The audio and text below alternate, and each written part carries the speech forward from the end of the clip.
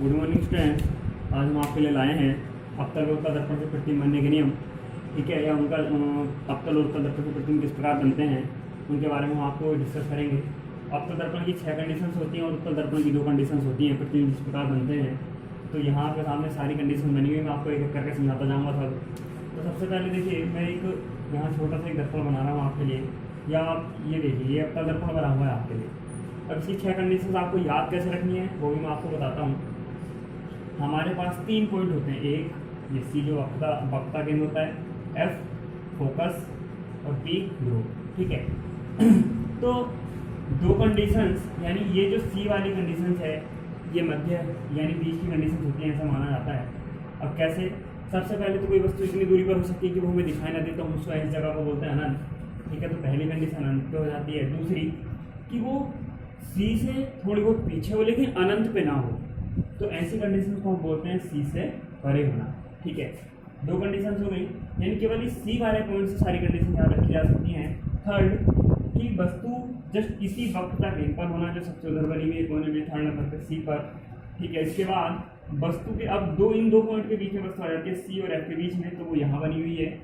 आगे एफ यानी सी और एफ के बीच के बाद कहाँ आ जाता है? पॉइंट एफ आ जाता है, तो वो यहाँ बना हुआ है 5 नंबर का। उसके बाद फिर वस्तु आ जाती है एफ और पी के बीच में, तो सबसे लास्ट में बना हुआ है।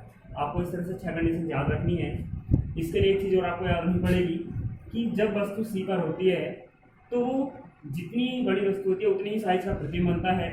और इसी से आपको ध्यान रखना कि जैसे जैसे सी से वस्तु पीछे होगी, जैसे जैसे वस्तु सी से पीछे होगी वैसे वैसे प्रतिबिंब छोटा होगा। जैसे जैसे वस्तु को आप आगे बढ़ाते जाओगे, दर्पण की ओर लाओगे, वैसे वैसे प्रतिबिंब थोड़ा पीछे खिसकता चला जाएगा। ठीक है, और वस्तु का साइज भी, प्रतिबिंब का साइज भी बढ़ता चला जाएगा। ठीक है, बात करें सबसे पहले जब वस्तु अनंत पर हो तो ये वस्तु से किरणें चलती हैं। तो बीच में मैंने आपको बताया था, जो नियम बताए थे मैंने दर्पण से प्रतिबिंब बनने के लिए, इस मुख्य अक्ष से समांतर चलने वाली किरण फोकस से होकर जाती है और फोकस से जाने वाली किरण मुख्य अक्ष से समांतर हो जाती है परावर्तन के पश्चात, और वक्ता केंद्र से जाने वाली किरण वक्ता केंद्र पर ही वापस लौट आती है। ये 3 नियम थे जो गोले दर्पण से प्रतिबिंब बनाने में यूज करते हैं। तो सबसे पहली कंडीशन में केवल हमें 2 किरणें चाहिए जो मुख्य अक्ष से समांतर हो, क्योंकि अनंत से आने वाली किरणें लगभग मुख्य अक्ष से समांतर मानी जा सकती हैं। तो पहली किरण ये है जो परावर्तन के पश्चात फोकस से होकर जाती है। दूसरी किरण ये है जो परावर्तन के पश्चात फोकस से होकर जाती है। जहाँ परावर्तित किरणें प्रतिच्छेद करती हैं वही वस्तु का प्रतिबिंब बनता है। तो कंडीशन क्या थी? अनंत पर। तो प्रतिबिंब कहाँ बना? फोकस में बना हुआ दिख रहा है आपको। वास्तविक होगा, यानी इसको किसी न किसी पर्दे पर या किसी दीवार वगैरह पर अगर आप देखना चाहें तो बना सकते हैं। ठीक है, उसके बाद वस्तु से प्रतिबिंब छोटा हुआ, क्यों? क्योंकि वस्तु काफी बड़ी हुई है, केवल एक बिंदु मात्र है। वास्तविक और आभासी प्रतिबिंब के बारे में आपको बता दूं कि वास्तविक का मतलब होता है हम किसी दर्पण द्वारा उस प्रतिबिंब को कहीं ना कहीं किसी जगह पर प्राप्त कर सकते हैं, जबकि आभासी प्रतिबिंब केवल हम उसको अनुभव कर सकते हैं, वो इमेजनरी होता है केवल। ठीक है, अब दूसरी चीज आगे सेकंड कंडीशन में आते हैं, सी से परे। तो सी से परे का मतलब ये आपका सी एक बिंदु है, क्या लिखा हुआ है, इससे परे यानी पीछे की साइड को ये भी वस्तु रखी हुई है, इससे मुख्य अक्ष से समांतर एक किरण चलती है और परावर्तन के पश्चात फोकस से होकर वापस लौट आती है। सी से चलने वाली किरण अपने ही मार्ग में वापस लौट आती है। तो परावर्तित किरणें कौन सी? एक ये, और एक ये कहाँ काट रही है? इस बिंदु पे काट रही है। तो इस बिंदु से यहाँ इस मुख्य अक्ष पर डाला का इल्जाम क्या होता है? इस वस्तु की क्या होगी? इमेज होगी। वस्तु की क्या होगी? इमेज। और प्रतिबिंब देखिए, जो ऊपर वाला भाग है वो नीचे की साइड दिखाई देगा आपको, जो मुख्य अक्ष पे भाग लिखा हुआ वो वही रहेगा। तो ए भी वस्तु है, तो बी डैश ए डैश क्या होगा? वस्तु का प्रतिबिंब प्राप्त होगा। कैसा होगा? सी और एफ के बीच में होगा। ठीक है, और वास्तविक होगा और उल्टा होगा। ठीक है, इसका मतलब मैंने अभी आपको बताया था कि जैसे जैसे हम दर्पण की साइड वस्तु को लेकर जाएंगे वैसे वैसे प्रतिबिंब क्या होगा? पीछे की ओर खिसकता चला जाएगा। जिन कंडीशंस पे हम प्रतिबिंब को ले रहे हैं, लगभग उन्हीं कंडीशंस पे किसी न किसी तरीके से प्रतिबिंब बनता है। ठीक है, जैसे मैंने यहाँ आपसे बात की थी अनंत पर, सी से परे और सी पर, और आगे भी जो मैंने भी कंडीशन बताई थी सी और एफ के बीच में, और क्या बोल रहे थे, फोकस पर और एफ और पी के बीच में। तो देखिए पहले एक कंडीशन यहाँ आ गई कि सी और एफ के बीच में प्रतिबिंब बन चुका है हमारा। ठीक है, फोकस में प्रतिबिंब पहले भी बन चुका था। अभी से बात करते हैं सी पर जब वस्तु रखी हो, यानी वक्ता केंद्र जब वस्तु रखी हो, तब क्या होता है कि एक यहाँ मुख्य के समांतर चलने वाली किरण ये परावर्तन के पश्चात फोकस से फोकस आती है, और फोकस से जाने वाली किरण क्या हो जाती है? मुख्य अक्ष से समांतर हो जाती है। जहाँ ये दोनों किरणें काटती हैं, परावर्तित किरणें, यहाँ क्या होगा? वस्तु का प्रतिबिंब बनेगा, और कैसा बनेगा? उल्टा बनेगा। और किस आकार का बनेगा, वस्तु के समान साइज का बनेगा, यानी सी पर बनेगा, वास्तविक बनेगा, वस्तु के समान साइज का प्रतिबिंब बनेगा। मैंने बोला सी एक ऐसी मध्य कंडीशन होती है जिससे हम सारी कंडीशन याद रख सकते हैं। तो सी पर रखी वस्तु का प्रतिबिंब भी सी पर बनेगा। ऊपर नीचे भी है, ऊपर ए है तो ए नीचे पहुंच जाएगा तो ए डैश और बी डैश वस्तु का प्रतिबिंब होगा। ठीक है, आगे बात करते हैं फोर्थ कंडीशन में।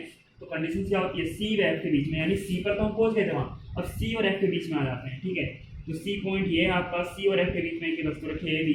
तो मुख्य अक्ष से समांतर चलने वाली किरण दर्पण से परावर्तन के साथ फोकस से होकर जाती है और फोकस से चलने वाली किरण मुख्य अक्ष से समांतर हो जाती है। ठीक है, ये दोनों किरणें कहाँ काटेंगी, जहाँ पर ये परावर्तन किरणें काटती है वहीं क्या होता है, वस्तु का प्रतिबिंब बनेगा।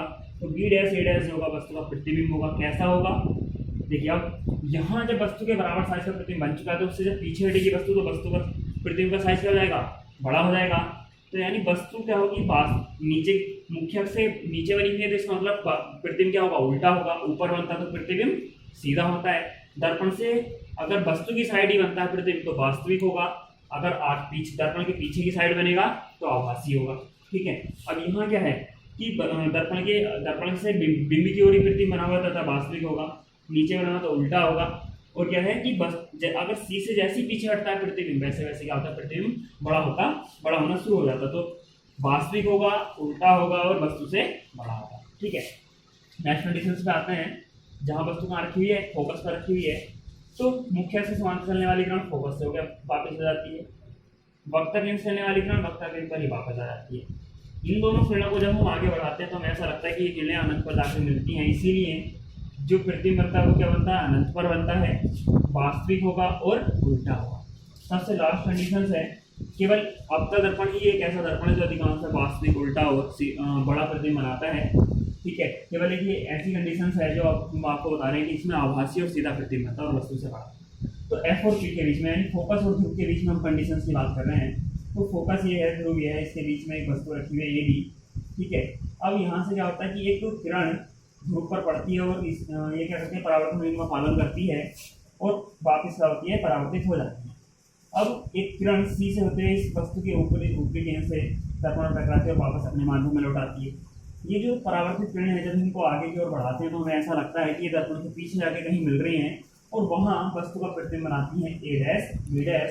तो दर्पण के पीछे प्रतिबिंब बना हुआ है, इसका मतलब प्रतिबिंब क्या होगा, आभासी होगा और कैसा होगा, सीधा होगा। ऊपर की ओर बना है तो वस्तु से कैसा होगा, बड़ा होगा। ये तो थे आपके अवतल दर्पण से प्रतिबिंब बनने के नियम। बात करते हैं उत्तल दर्पण से प्रतिबिंब बनने के नियम पर। इसमें केवल दो ही कंडीशन होती हैं, या तो वस्तु अनंत पे रखी हो या अनंत से और दर्पण के बीच में कहीं भी रखी हो, सेम कंडीशन से प्रतिबिंब बनेगा। तो जब वस्तु अनंत पर रखी हो तो जो मुख्य से समांतर चलने वाली किरण है तो हमें परावर्तन के साथ ये ऐसा लगता है कि किसी एक बिंदु से होकर आ रही है। अब उस बिंदु पर कहाँ जाके मिल रही है, ये फोकस होता है। तो जो प्रतिबिंब बनेगा वो कैसा बनेगा, फोकस पर बनेगा, आभासी होगा और सीधा होगा। क्यों, क्योंकि दर्पण के पीछे बना हुआ है और केवल एक ही पॉइंट पे जाके सारी किरणें मिल रही होती हैं, तो इसलिए क्या होगा, केवल बिंदु मात्र होगा, यानी बहुत छोटा होगा। नेक्स्ट कंडीशन, अनंत और पी के बीच में, अनंत और पी के बीच में कहीं भी वस्तु रखी जा सकती है। तो जो फोकस से चलने वाली किरण है वो परावर्तित हो जाती है और जो ये हमें ऐसा लगता है कि परावर्तित किरण कहाँ से आ रही है, फोकस से होकर आ रही है। फोकस आपका बिंदु ये है। जो दूसरी किरण ये सुन के चलती है हमें ऐसा लगता है जैसे कि वक्र केंद्र से आती है, तो इसलिए ये जिस मान से जाती है उसी मान से वापस लौट आती है। जहाँ ये वक्र केंद्र वाली किरण और जो हमारे पास परावर्तित किरण थी दोनों आपस में टकराती हैं, काटती हैं, विच्छेद करती हैं, वहाँ पर उसका प्रतिबिंब बनता है ए डैश और बी डैश। तो ये बनेगा कैसा, दर्पण के पीछे है तो आभासी होगा, ऊपर की ओर बना हो तो सीधा होगा और वस्तु से कैसा होगा, छोटा होगा। Thank you for watching and बच्चों स्टूडेंट लाइक और सब्सक्राइब करना ना भूलेगा तथा साथ में शेयर भी करिएगा।